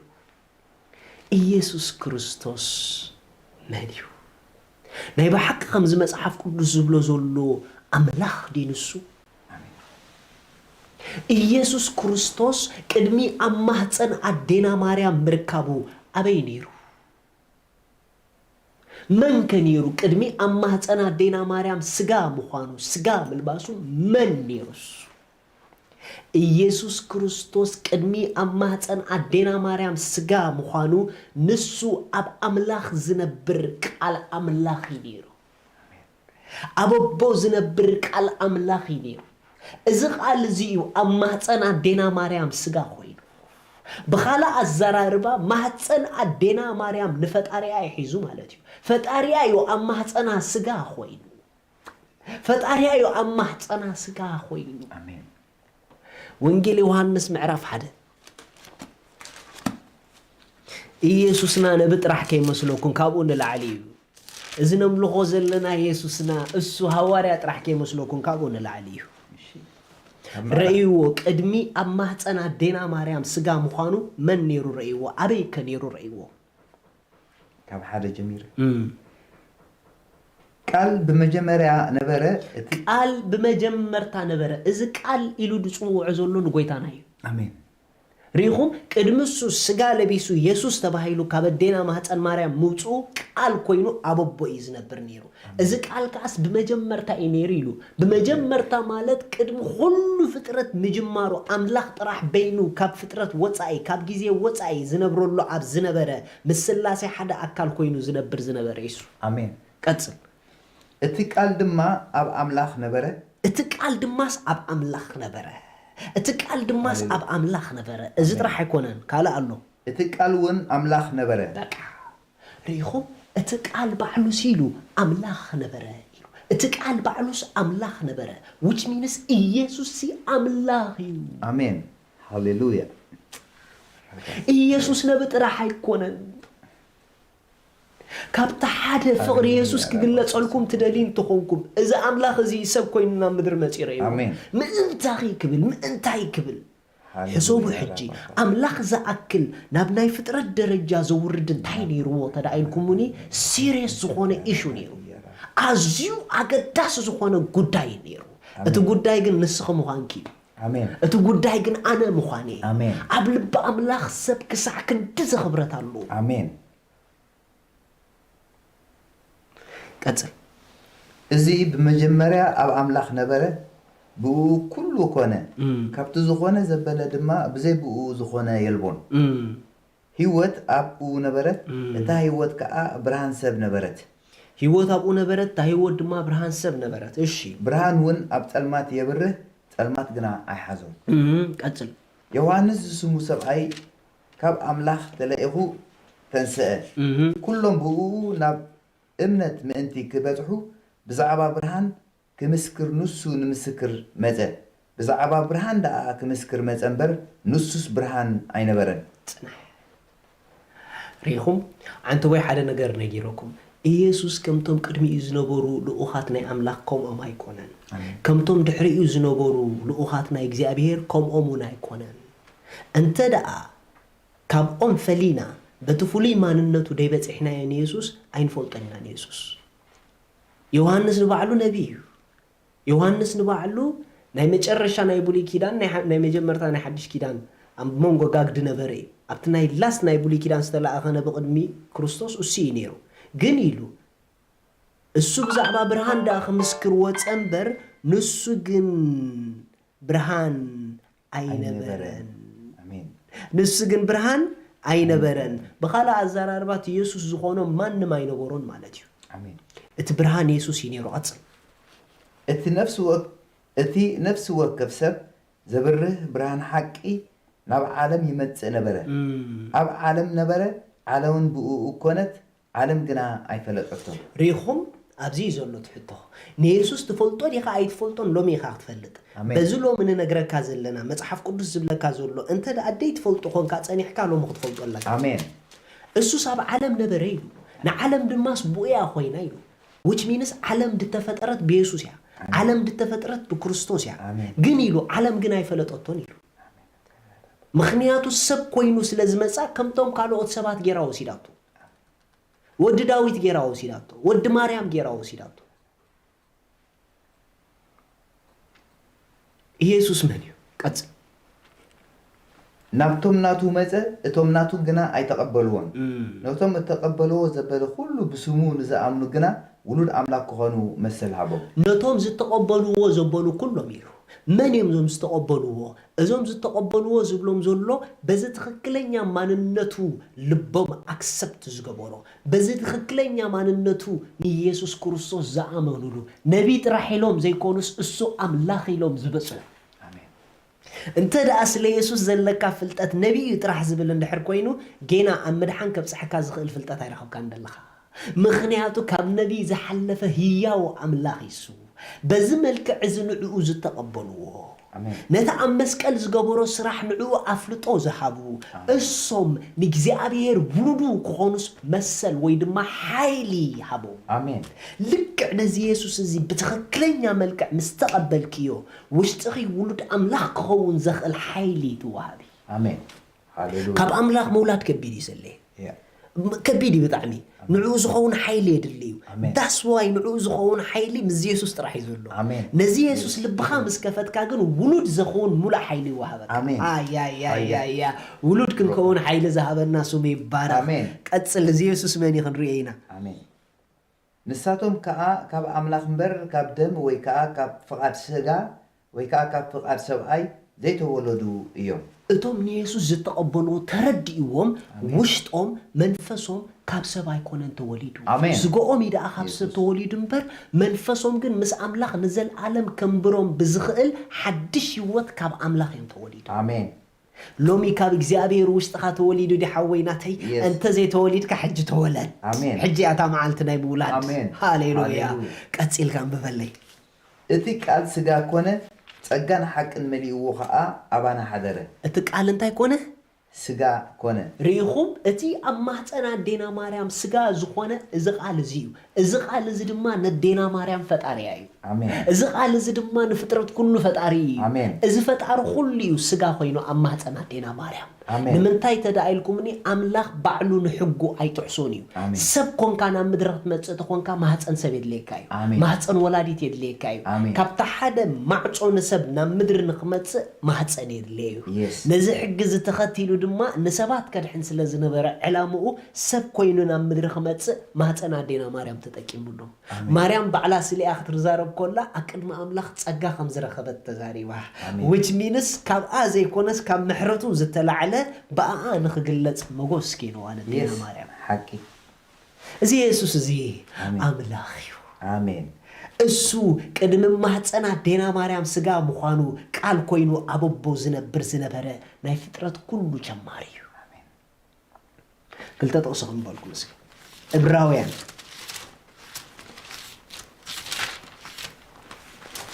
ኣብ ዘለኹሞ ኢየሱስ ኣምላኽ ይስከበሉ ፕሊዝ ኢየሱስ ኣምላኽ እዩ ኢየሱስ ካብ ነቢ ንላዕሊ ይበሉ ኢየሱስ ካብ ምግቢ ንላዕሊ እዩ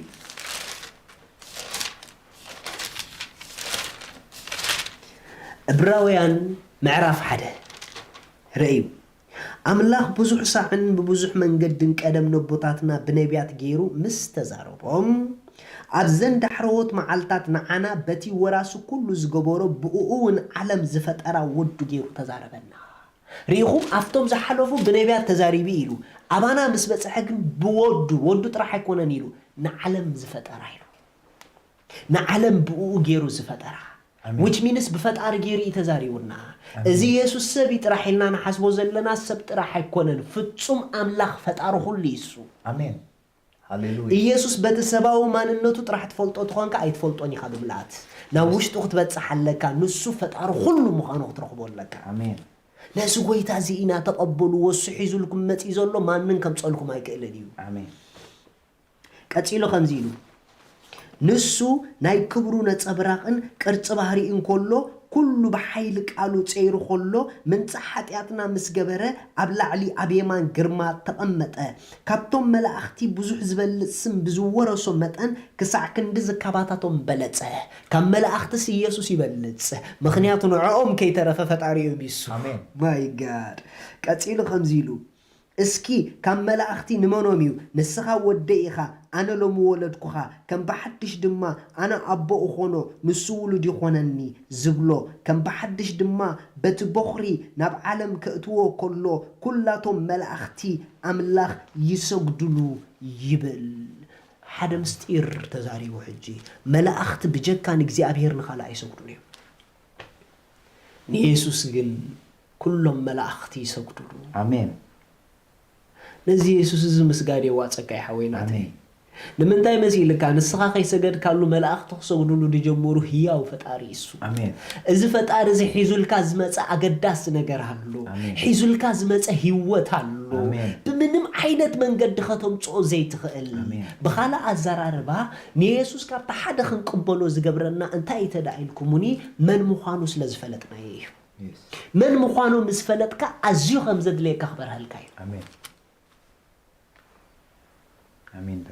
ኢየሱስ አምላኽ እዩ አሜን ኢየሱስ አምላኽ እዩ አሜን ኢየሱስ አምላኽ እዩ አሜን ሃሌሉያ አሜን ማቴዎስ 22:44 አንበለይ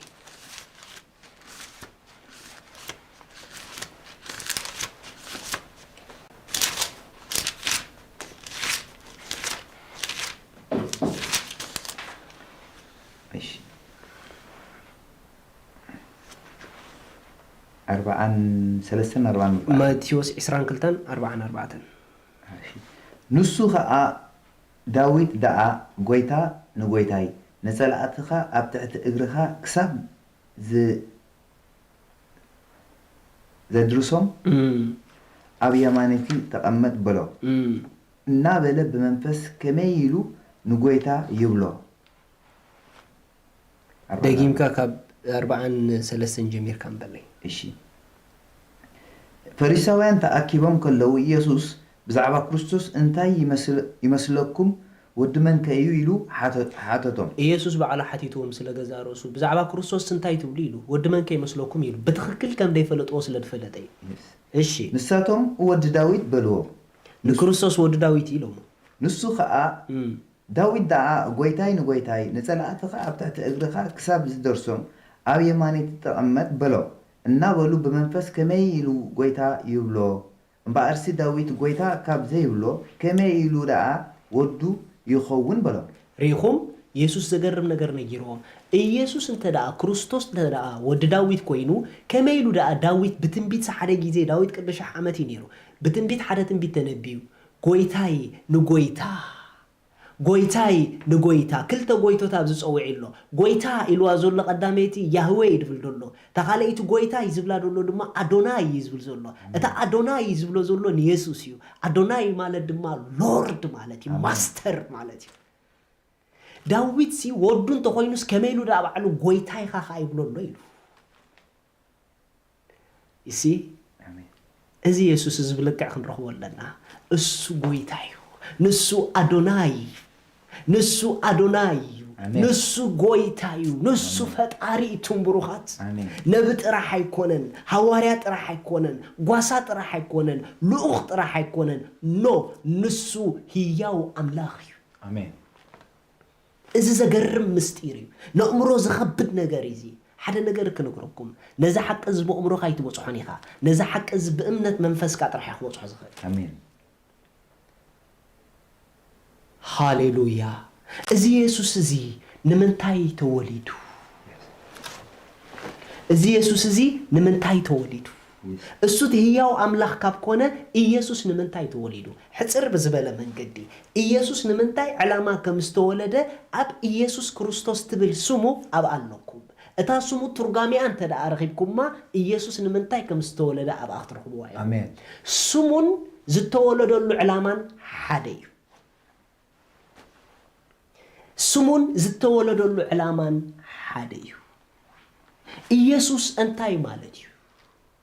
እዛ ኢየሱስ ትብል ጂሰስ ካብ ትብል ተወሲዳ ዘላ ቋንቋ ኣብቲ ናይ ሂብሩ ቋንቋ እንድሕር ከይድኩም ያሽዋ እያ ትብል ያሽዋ እያ ትብል ካብታ ያሽዋ እያ ተወሲዳ ጂሰስ ተባሂላ ዘላ እዛ ያሽዋ ትብል ትርጉማ እንታይ እዩ ሃሌሉያ አሜን ሃሌሉያ አሜን እታ ክርስቶስ ትብል ድማ እታ መሲሕ ትብል ሰያ እታ መሲሕ ድብልዋ ንዓዮ ኢየሱስ ክርስቶስ ያሽዋ what is the meaning of ያሽዋ ናይ ኢየሱስ ትርጉሙ እንታይ እዩ ናይ ክርስቶስ ትርጉሙ ኸ እንታይ እዩ ሃሌሉያ ሃሌሉያ አሜን ሃሌሉያ ማቴዎስ ምዕራፍ 1 ማቴዎስ ምዕራፍ 1 ካብ 18 ልደት ኢየሱስ ክርስቶስ ከምዚዩ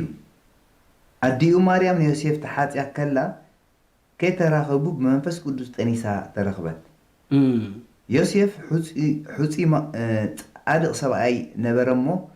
ብሕቡእ ክሓድጋ ሓሰበ እምበር ከጋልጻስ ኣይፈተወን ንሱ እዚ ክሓስብ ከሎ እንሆ መልአኽ እግዚአብሔር ብሕልሚ ተራእዮ ከምዚ ኢሉ ዮሴፍ ወዲ ዳዊት እቲ ሕጺትኻ ማርያም ቀኒሳቶ ዘላ ካብ መንፈስ ቅዱስ እዩ እሞ ንምውሳዳ ኣይትፍራሕ ወዲ ክትወልድ እያ ንሱ ከዓ ንህዝቡ ካብ ሓጢኣቶም ከድሕኖም እዩ እሞ ስሙ ኢየሱስ ክትሰምዮ ኢኻ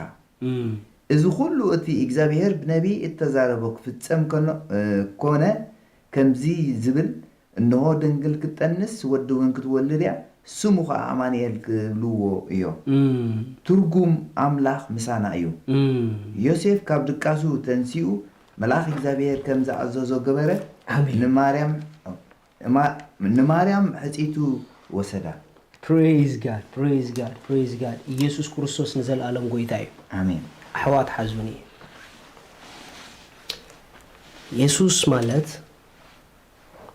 ኢየሱስ ማለት መድሓኒ ማለት እዩ አሜን ክርስቶስ ማለት ቁቡእ ማለት እዩ ስለዚ ኢየሱስ ክርስቶስ ማለት ንምድሓን ዝተቐበአ ማለት እዩ አሜን ኢየሱስ ክርስቶስ ማለት ንምድሓን ዝተቐበአ ማለት እዩ እታ ያሽዋ ትብል ካብ ክልተ ቃሌማ ኣምጪማ ታያ ትብል ያህዌ ትብል ትርጉም እያ ደለዋ ያሽዋ ትብል ደላ ኣብ ክልተ እያ ትምቀልሳ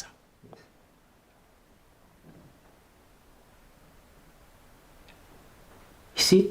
بقى أملاخ مدحاني مالتي أملاخ مدحاني مالتي አሜን أمين أملاخ مدحاني مالتي سلازي إيسوس كريستوس مالت أملاخ نمدحان زقبو مالتي አሜን سيمبل እግዚአብሔር አምላክ ንፍጥረት ካብ ኣትይዎ ዘሎ ሓደገኛ ዝኾነ መርዚ ንምድሓን ዝቐበኦ እንኮ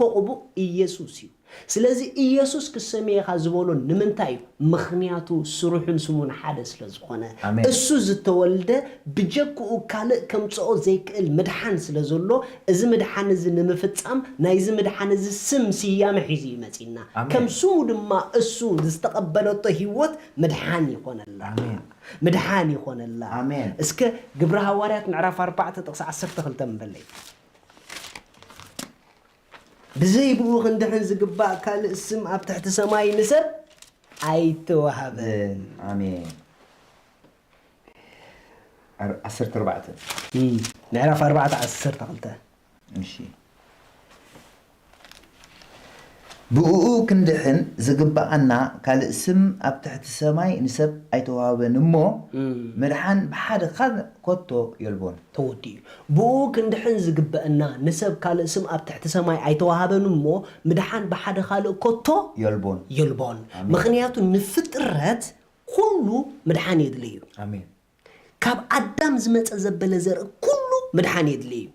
صبق جبر ايتكبر بزي يقدس حاتيات سلست عينت حاتيات الله خريكم كابز سلستيو عينت حاتيات مدحان يدليكيو كابز سلستيو عينت حاتيات كدحنك زتقبغا يسوسيو ازي يسوس امين يلكم استقبلكيو اب هيوتكي كاب حاتيات مدحان كونلكي امين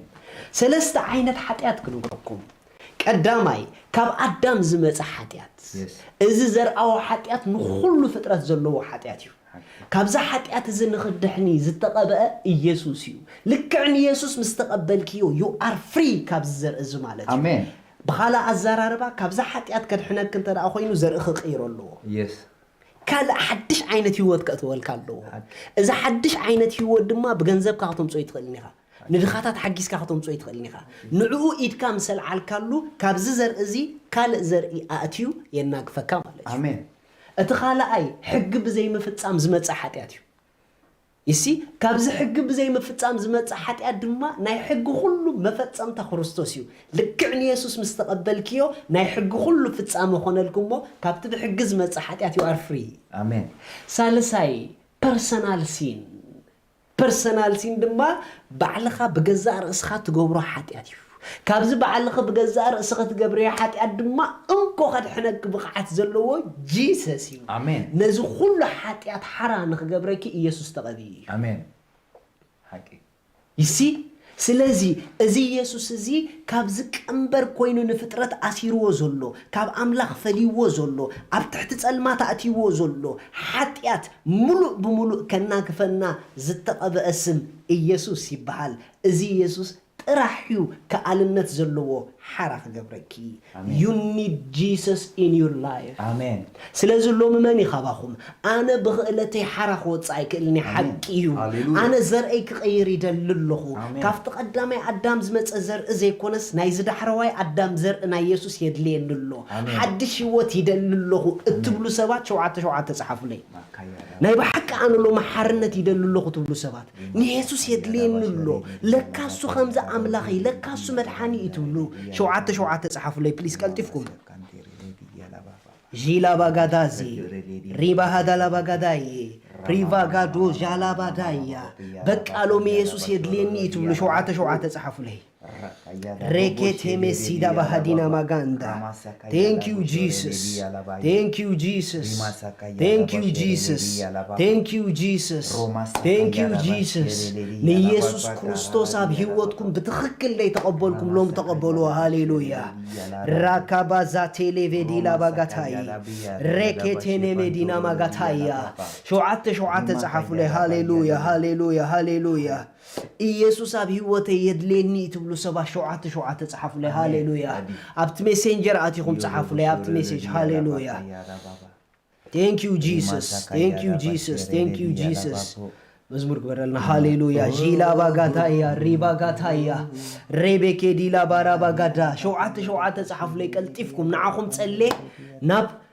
مچرشا خنكيدينا ناي غويتا دمن سغان كنوسدينا هاليلويا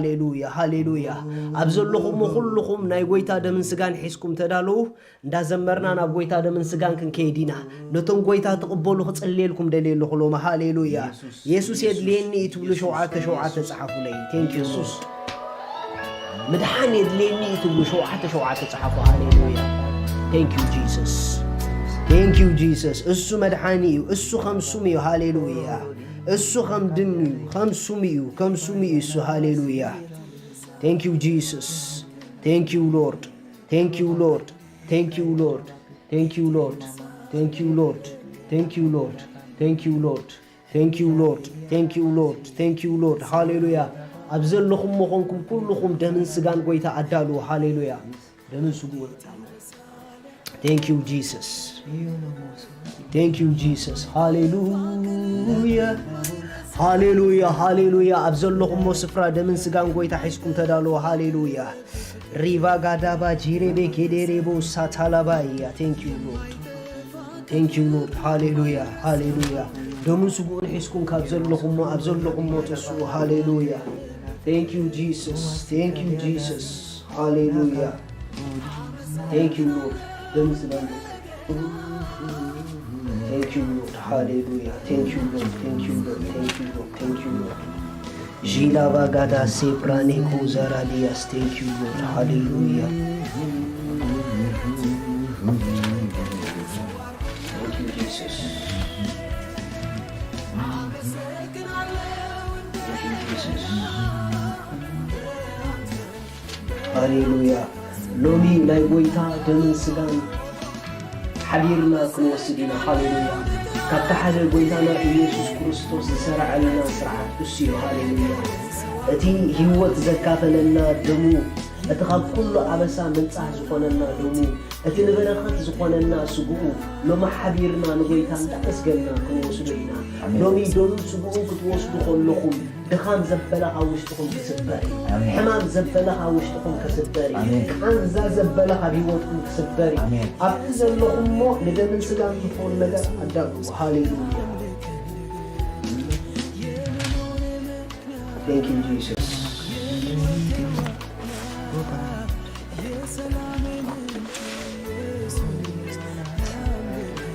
ክበልዑ ከለዉ እንጀራ ኣልዓለ ባሪኹ ቆሪሱ ነቶም ደቀ መዛሙርቲ ሂብዎም እዚ ስጋይ እዩ ውሰዱ ብልዑ በሎም ጽዋዕ ኣልዒሉ ኣመስጊኑ ድማ ከምዚ እናበለ ሃቦም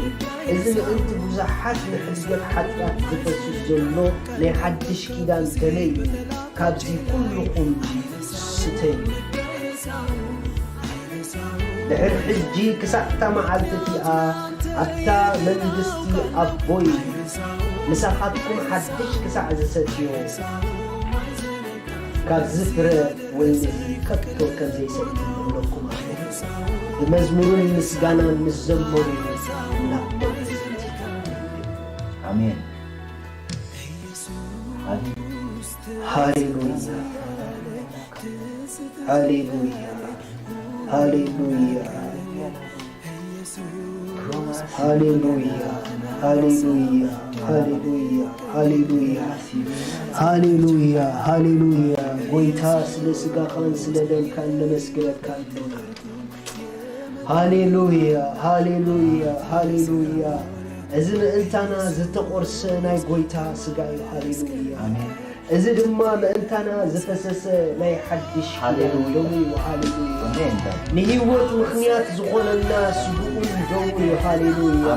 ሳላ ዝደምን ሳላ ዝስጋንና ውሉድ እግዚአብሔር ኮይና ሳላ ዝደምን ሳላ ዝስጋን ይና ሓራ ኮይና ሳላ ዝደምን ሳላ ዝስጋን ይና በረኸት አብርሃም ወይስና ሳላ ዝደምን ሳላ ዝስጋን ይና ውጽአት ሓራ ኮይና ጽድቅ አምላክ ኮይና ስለዚህ ደም ጎይታ ይባረክ ስለዚህ ጎይታ ይባረክ እዚ ምእንታና ዝተቆርሰ ስጉ እዩ እዚ ምእንታና ዝፈሰሰ ደሙ እዩ ኣብዘለኹም ሞኾንኩም ስለ ስጉኡን ስለ ደሙን ጎይታ ኣመስግኑ ሃሌሉያ Rebe jila baze ke telebo sadaya brede koza jile bekradi mazater ko dira bagadaya Hallelujah Hallelujah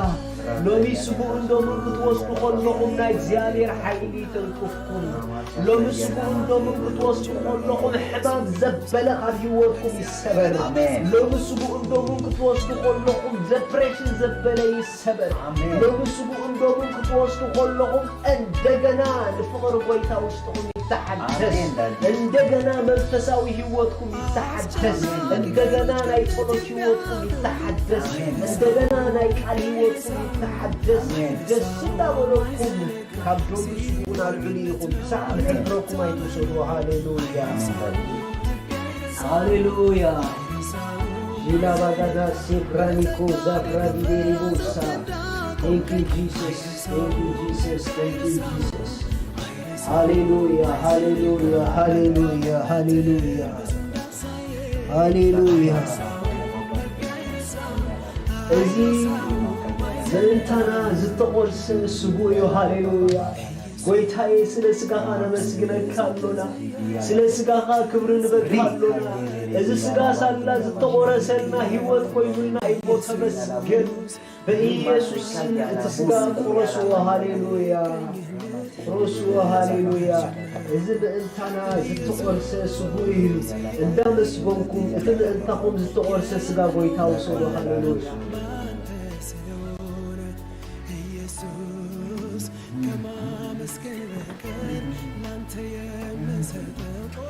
ተመስገን ጌታ ሃሌሉያ ተመስገን ኢየሱስ ተመስገን ኢየሱስ ተመስገን ኢየሱስ ስለ ስጋኻ ተባረክ ኢየሱስ ስለ ስጋኻ ሃሌሉያ ክብር ሁሉ ንዓኻ ይሁን ጌታ ሃሌሉያ ኢየሱስ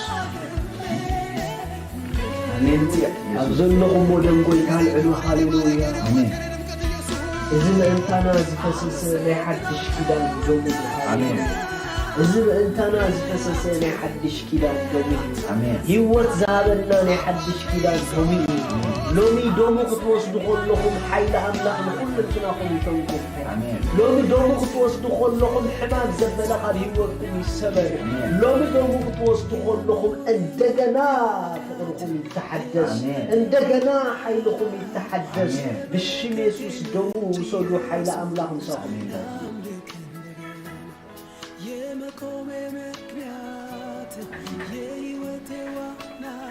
ተመስገን ተመስገን ተመስገን ተመስገን ተመስገን ተመስገን ተመስገን ጎይታዬ ክበር ስለደምካ ክበር ስለደምካ ስሌና ዝፈሰሰ ናይ ሓድሽ ኪዳን ደምካ ናይ ህይወት ደምካ ጎይታዬ ተባረኽ ተመስገን ጎይታዬ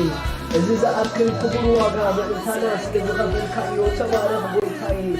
ደምካ ስሌና ስለዝፈሰሰ ተመስገን ስጋኻ ስሌና ስለዝተቆርሰ ተመስገን ሓደሽቲ ፍጥረት ስለዝገበርካና ተመስገን ውሉድ ልዑል ስለዝገበርካና ተባረኽ ውፅኣት ሓራ ስለዝገበርካና ተባረኽ በኢየሱስ ክርስቶስ ስም ሎሚ ኣብዶምን ኣብ ስጉኡን ዘሎ ናይ ሓርነት መንፈስ ንኹልንትናኹም ብሓርነት በፅሖ ኣሜን ካብዛ ሰዓት እዚኣ ንዳሓር ሓርነት ዝኸልኦኩም ዘበለ ኣብ ስጋኹም ሕማም ዘበለ በናዝሬቱ በኢየሱስ ስም ወደቀ አሜን በናዝሬቱ በኢየሱስ ስም ወደቀ በናዝሬቱ በኢየሱስ ስም ወደቀ በናዝሬቱ በኢየሱስ ስም ወደቀ ጂዳ ኮፕራቲኮዛ አቴኮሳ ፕራኔኮዛ ሌፕራቲኮዛ ጂደበኬቲ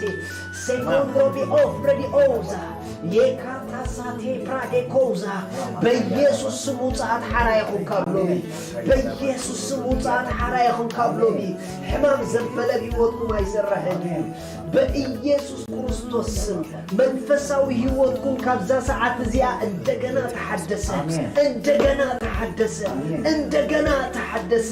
ሕድሳት ኮኖልኩም ምትሳዕ ኮኖልኩም ምብርታዕ ኮኖልኩም በኢየሱስ ስም ምብርታዕ ኮኖልኩም በኢየሱስ ስም ምብርታዕ ኮኖልኩም in Jesus mighty name abዘለኹም በስፍራ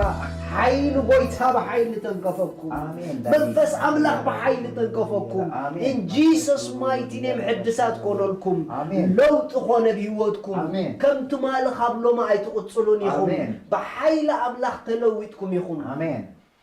بحيلي كونن بخلتي لويو آمين. التعب جبو أكد مزور بابيل جول كتكوني خايلو آمين. كساب لومي أمنم عينت نجاراتنا هيوتكم جبو خوينو مسجار زابيكم كاب حيل منفس قدس زتلعله بيسوس سم جول كونه بيسوس سم جول كونه بيسوس سم جول كونه زخونا قداي تهاري ملو بيوتكم زخونا نجار تهاري ملو عملا مسكري بلا نجارات عندنا